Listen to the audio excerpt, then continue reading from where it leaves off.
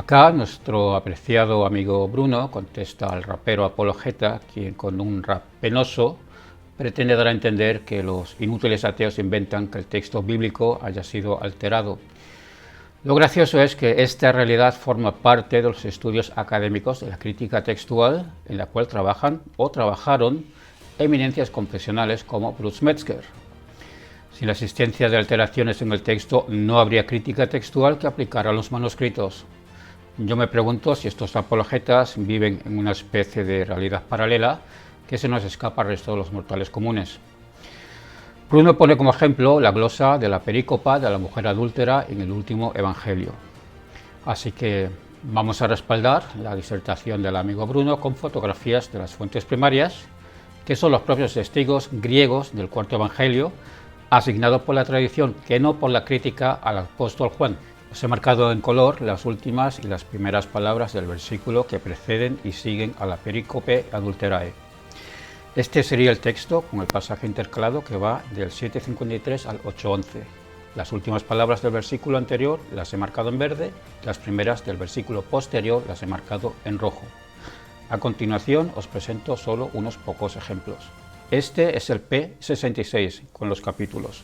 Manuscrito más antiguo alrededor del siglo II sin la perícopa. Este es el P75, segundo manuscrito más antiguo, algo posterior al P66 sin la perícopa.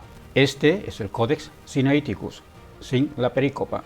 A esto hay que añadirle que el relato en otras copias manuscritas es insertado en 4 sitios distintos en el Evangelio de Juan, según precisamente Bruce Metzger en su obra crítica A Textual Commentary on the Greek New Testament, concretamente en la página 221. En otros manuscritos es encajado dentro del Evangelio de Lucas después del versículo 21:38. El propio Bruce Metzger en este libro señala que todas las evidencias señalan que el texto no perteneció al texto original, aunque la historia parece ser histórica. No pretendo discutir aquí si el relato es histórico o no, ese sería otro debate. Lo que sí está clarísimo es que, de tratarse de una tradición incluso histórica, si así se lo queremos conceder, esta no formó parte del Evangelio de Juan. El vocabulario es más bien lucano que no joánico. Si perteneció al Sondergut de Lucas, es decir, de una fuente ni marcana ni de la fuente Q, Lucas misteriosamente no lo incluyó en el Evangelio. Hay apologetas comentando en el vídeo de Bruno, lloriqueando, que solo es una hipótesis. Yo no sé si Lumbreras se ha percatado que todo en historia antigua son hipótesis. Y es también una hipótesis decir que el texto fue sacado del original para que otros no utilizaran el texto como excusa y pecaran. Ocurrencia patética, porque Jesús le dice a la mujer, vete y no peques más. El problema no son las hipótesis en sí, sino cómo éstas están fundamentadas y argumentadas. Y la de la glosa espuria no tiene comparación alguna frente a otras ocurrencias que yo no llamaría ni siquiera hipótesis, más bien enredo y pataleta apologeta. Incluso estudiosos confesionales que cogen bastante del pie apologético, como es Daniel Wallace, reprueban la pésima argumentación a favor de la genuinidad joánica de la perícopa. A Wallace lo conocemos de los debates con Bat Ehrman bajo temáticas como Can we trust the text of the New Testament? O Is the original New Testament lost?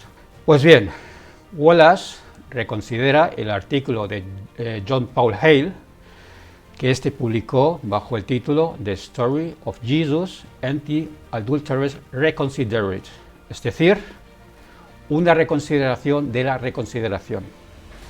Wallace, después de señalar la pésima argumentación y también contradicción de Hale, concluye: no parece haber duda de que la forma original del cuarto evangelio no incluía 7:53 al 8:11. Otro ejemplo clásico es el final largo de Marcos, donde el original, según lo observado en los testigos griegos, debió acabar en el momento en el que las mujeres huyen de la tumba sin decir nada a nadie porque tenían miedo. Así es como acaban los manuscritos más antiguos de Marcos o el propio Codex Sinaiticus, entre otros. No hubo pues apariciones en el Evangelio de Marcos, ni la gran comisión de predicar el Evangelio a toda criatura, ni la ascensión a los cielos de Jesucristo. No solo es que tenemos copias con ese final rudo, sino que también tenemos manuscritos con finales alternativos. Por otra parte, la Biblia no es solo el Nuevo Testamento, como pretende aparentar el rapero, que pone cara de adefesio imitando a modo de caricatura al ateo cuando debería ser al revés. La cara de adefesio que la ponga cuando imite al apologeta para futuros vídeos que esperemos que no rapee. También los manuscritos del mal llamado Antiguo Testamento tienen atestiguadas variantes textuales, empezando por la Septuaginta, que es la que en gran medida citan los autores del Nuevo Testamento. Sus citas no se corresponden con el texto hebreo masorético y por ende con las traducciones que vemos en las Biblias vernáculas. Cualquiera puede hacer el ejercicio y comprobarlo. Detrás de la Septuaginta debió haber un texto hebreo diferente al texto protomasorético, más allá de los arreglos griegos de los traductores judíos de Alejandría, quienes, entre otras cosas, emborronaron ciertos rasgos antropomorfos del dios judío.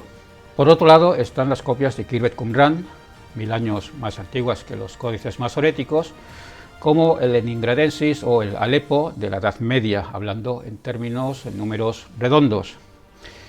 Estos muestran, igualmente, variantes textuales, incluidos arreglos teológicos que podemos observar posteriormente en las copias masoretas, quienes simplemente vocalizaron a partir del siglo VII el texto consonántico proto-masorético, este último editado muy probablemente por los fariseos alrededor del siglo I.